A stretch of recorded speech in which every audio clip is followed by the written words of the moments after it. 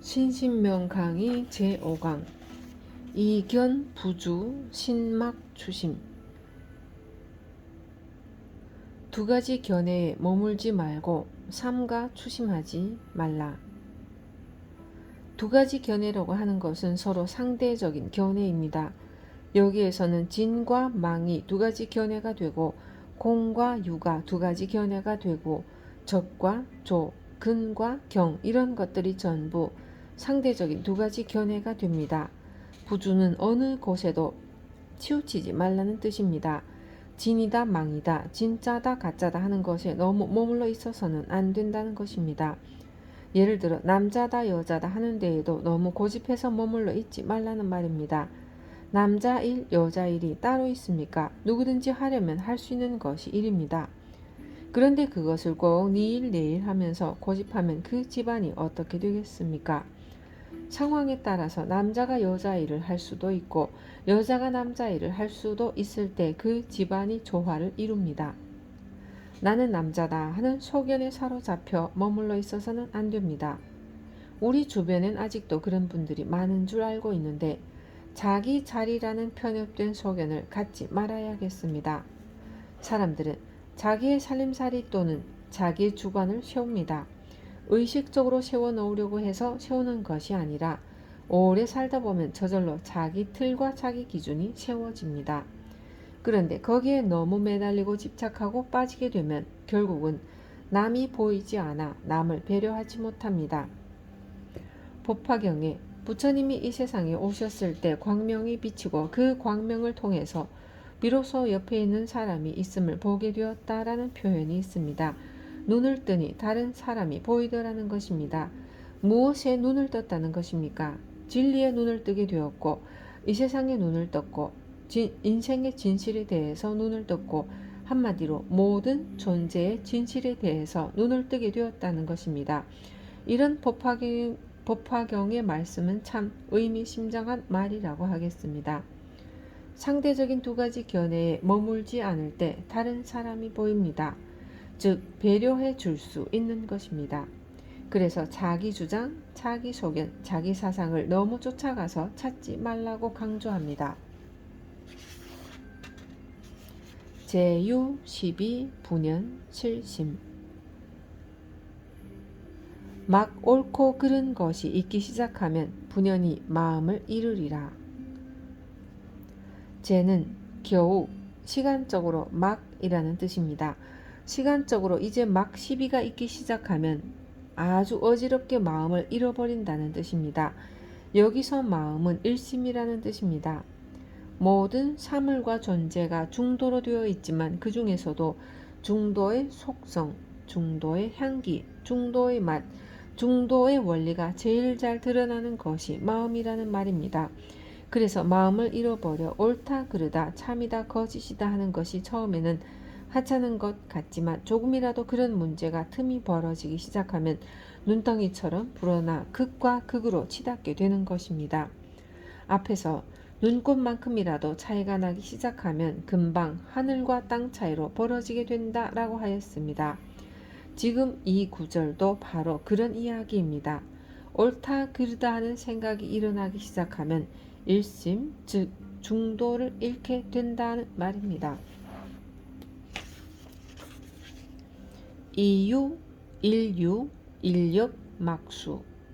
둘은 하나를 말미암아 있는 것이니 하나 또한 지키지 말라. 이는 이견 부주에서 나온 이입니다. 진과 망이 되겠고 시와 비가 될 것이며 여러 가지 상대적인 상황은 얼마든지 있습니다. 그러한 것을 이견이라 말합니다. 그러한 것을 이견이라 말합니다. 이견은 결국 일심을 말미암은 것인데 일심이라는 그것마저도 지킬 것은 아니라고 하였습니다. 중도라고 하고 일심이라고 하지만 그것이 뚜렷한 표적처럼 그렇게 존재하는 것이 아닙니다. 모든 존재의 존재 원칙이라는 의미이지 결코 이것이 손에 잡히고 귀에 들리는 그런 존재가 아니라는 것입니다. 일심, 즉 마음이라는 것도 그렇습니다. 평소에도 마음을 잘 씁니다. 마음 없이는 아무것도 안 되지만 마음이라고 하는 것을 정작 찾으려고 하면 전혀 손에 잡히지 않는 것이 또한 그 본 모습이기도 합니다. 그래서 중도도 결국 일심이고 일심이 중도인데 그 일심은 모든 것의 근본이 되면서 또한 모든 것의 상대적인 것을 수용하는功能을 가지고 있기 때문에 이렇게 이야기하는 것입니다. 일심도 중도도 그런 식으로 존재하는 것이 아닙니다. 그러니까 하나마저 지키지 말라고 합니다. 중도라고 하면서 거기에 빠지거나 일심이라고 하면서 거기에 또 빠지면 그 역시 병이 되는 것이고 그것은 곧 어디엔가 치우치는 것입니다. 일심 불생 만법 무구 한마음 생하지 아니하면 만법에 허물이 없다. 우리는 일심덕택에 살아가고 일심덕택의 모든 것을 보고 듣고 합니다. 하지만 일심을 표적처럼 뚜렷하게 존재하는 것으로 생각해서는 안 됩니다. 공한 것으로 알아야 합니다. 공한 줄 알면서 공한 가운데 한량없는 작용이 일어난다는 사실을 알아야 합니다. 진공묘유라고 하지 않습니까? 참으로 공한 가운데 묘하게 있다는 말이 바로 우리 마음을 근사하게 설명하고 있습니다. 있으면서 없고 없으면서 있기 때문에 있다고 해도 허물이요 없다고 해도 허물입니다. 그러니 마음에 집착하지 않으면 어디에도 허물이 있을 수 없다는 것입니다. 이것 역시 우리가 일상을 살아가면서 적용하면 여러 방향으로 쓸모가 많은 가르침이 아닐까 합니다. 무구, 무법, 불생, 불심. 허물이 없으면 법도 없고 생멸도 없고 마음도 없다. 여기에서 법은 가르침이나 진리의 의미보다는 기준이나 틀의 의미입니다. 불교에서 법자를 많이 쓰는데 그 의미는 일정하지 않습니다. 대개 진리를 법이라 하고 그 진리를 가르치는 것 역시 법이라 합니다. 또 어떤 원칙이나 규칙도 법이라 합니다. 불교의 법조문이라 할 수 있는 계율 조목을 가리킬 때 씁니다. 이 구절을 앞 구절과 함께 보면 마음이 난다고 하지만 나는 것이 아니고 나는 것이 아니면 굳이 마음이라 할 것도 없다 이렇게 이해해야 합니다. 나는 것이 아니라면 굳이 마음이라 할 것도 없고 나는 것이 아니면 멸할 것도 아닙니다.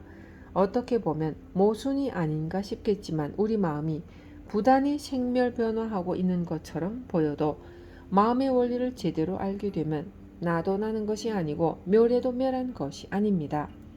불생이면 불멸입니다. 생멸과 불생, 불멸은 늘 따라다니는 것이므로 마음이라 할 것도 없습니다. 생하고 멸할 때 그것을 우리가 마음이라고 부르는 것이지 생하고 멸하는 것에 끄달리지 않고 초월해 있다면 굳이 마음이라고 부를 것도 없습니다. 승찬 스님께서는 아무것도 모르는 상태에서 병 때문에 평생을 고개도 제대로 들지 못하고 살다가 해가 스님을 만나 한두 마디 대화를 통해 마음에 눈을 뜨고 그동안 자기의 마음을 짓누르고 있던 문제를 해결하셨습니다. 그런데 당시에 승찬 스님은 몸의 병보다 마음의 병이 훨씬 더 무겁지 않았을까 생각합니다. 승찬 스님이 이 이치를 알기 전에 자기 나름의 기준과 틀로 사람으로 태어나 왜 이렇게 불우한 삶을 살 수밖에 없는가 하는 생각을 얼마나 많이 했겠습니까? 그러다가 이치를 알고 난 후 마음에서부터 모든 것이 해소되었으니 그야말로 무구무법 불생불심 아니겠습니까? 이는 어느 경전이나 어느 조사 스님의 어록에서도 만나기 어려운 구절입니다. 허물이 없으면 법도 없습니다. 그렇게 되면 우리 마음이 좋다 나쁘다 옳다 그르다 하는 문제들 때문에 부단히 생멸 변화하더라도 이미 생멸 변화를 초월해 버립니다. 그것이 바로 불생입니다. 또 생멸 변화하지만 생멸 변화를 초월한 것이고 생멸 변화를 초월했다면 굳이 마음이라 할 것도 없는 것이 불심입니다. 능수 경멸 경축 능침 주관은 객관을 따라서 멸하고 객관은 주관을 쫓아서 잠긴다. 여기에서 능은 주관을 말하는 것이고 경은 객관을 말하는 것입니다. 능의 상대는 소라고도 합니다. 그래서 능소라는 표현이 자주 등장하는데 초발심 자경문에서도 부처님께 예배할 때 예배하는 사람은 능례라고 하고 예배를 받을 부처님은 소례라고 표현합니다. 이렇게 주관과 객관을 표현할 때 능과 소로 표현할 때도 있고 여기에서처럼 능과 경으로 표현하기도 합니다. 또는 근을 주관으로 경계를 객관으로 하는 표현도 있습니다.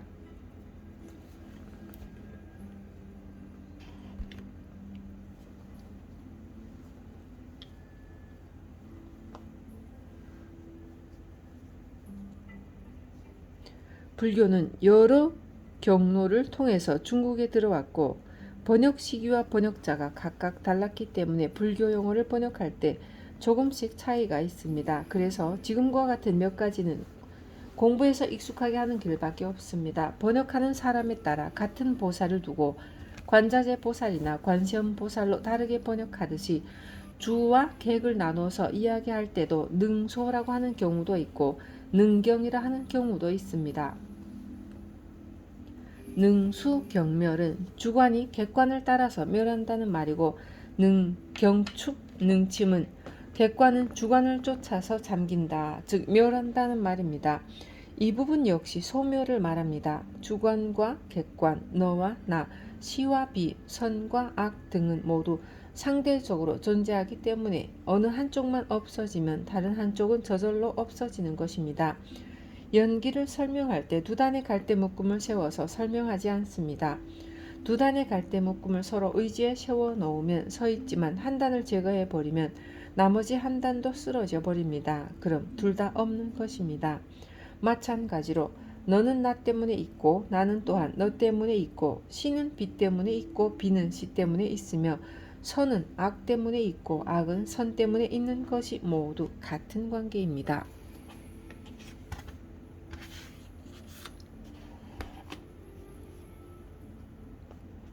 경유능경, 능유경능. 객관은 주관을 말미암은 객관이요 주관은 객관을 말미암은 주관이다. 객관은 주관을 말미암아서 객관이 됩니다. 너는 나 때문에 내가 되고 나는 너 때문에 내가 된다는 말입니다. 또한 선은 악 때문에 있고 악은 선 때문에 있습니다. 어디에나 적용할 수 있습니다. 그런 점에서 세상은 전부 상대적으로 이루어져 있는 것이 사실이고 상대적으로 이루어져 있기 때문에 동등한 공능과 가치를 이해해서 제대로 수용해야 합니다. 그런데 그렇게 수용하지 않고 나만 옳고 이것만 선이라고 하면서 한쪽으로 치우칩니다. 그것을 양변에 떨어진다고 합니다. 그렇게 되면 시시비비가 생기고 불행이 생기면서 문제가 야기되어 온 세상이 어지럽습니다. 세상이 어지러운 것은 따지고 보면 모두 조화를 이루지 못하기 때문입니다. 너와 나는 함께 존재하는 것이니 이왕 존재한다면 조화를 이루어서 손잡고 같이 평화롭게 사는 길 외에 다른 것이 있겠습니까? 주관은 객관을 따라서 없어지기도 하고 객관은 또 주관을 따라서 없어집니다. 그러니 객관은 주관을 말미암은 객관이고 주관은 또 객관에 딸려있는 주관이라는 말입니다. 이 구절을 마음에 잘 새기십시오. 그러면 세상 이치가 그렇구나 하는 깨달음을 얻어서 상대를 부정하고 무시하는 것은 곧 자기 자신을 부정하고 무시하는 일임을 이해하게 됩니다. 상대를 해치는 것은 곧 나를 해치는 일이죠. 우리는 이 대단한 원리를 마음속에 이해하고 새겨서 일상생활에 얼마나 활용을 할 수 있을지를 과제로 삼아야 합니다. 욕지 양단 원시 일공. 양단을 알고자 하면 원래 하나의 공이다. 양단은 무엇이겠습니까? 주관과 객관, 선과 악, 시와 비, 진과 망 등 모든 상대적인 것이 양단입니다. 앞에서 능과 경을 이야기했습니다. 이런 주관과 객관의 본질을 파악해보면 원래 하나의 공이라고 하였습니다. 일공은 일심이나 중도와 같은 말로 공과 유의 상대 개념인 공이 아니라 중도적인 공, 일심으로서의 공입니다. 너도 나도 지엽적으로 따지면 분명히 있지만 한 생각 좀 더 접고 보면 아무것도 없다는 말입니다. 나와 너를 나누어 놓고 온갖 시시비비 일으키고 문제가 생기면 아주 큰 일거리라고 생각하여 밤잠도 못 이루고 소화도 안 되는 상황까지 이르는 경우가 얼마나 많습니까? 지금 이 순간에도 그런 분들이 많을 것입니다. 그런데 나는 옳고 너는 그르다고 생각해서 지금 밤잠 못 이루고 얼굴 붉혀가며 시시비비를 따져본들 그런 일들이 100년쯤 후에 무슨 의미가 있을까요? 원시일공이라는 말을 이해시키고자 드리는 말씀입니다. 그러나 이것은 지금 이 순간 그렇다는 것이지 시간이 흘러 1년이 지나고 10년이 지나고 100년이 지난 뒤에 비로소 원시일공이라는 말은 아닙니다. 어쩔 수 없이 예를 들어서 이야기를 하느라 드린 말씀이니 감안하고 이해하셔야 합니다.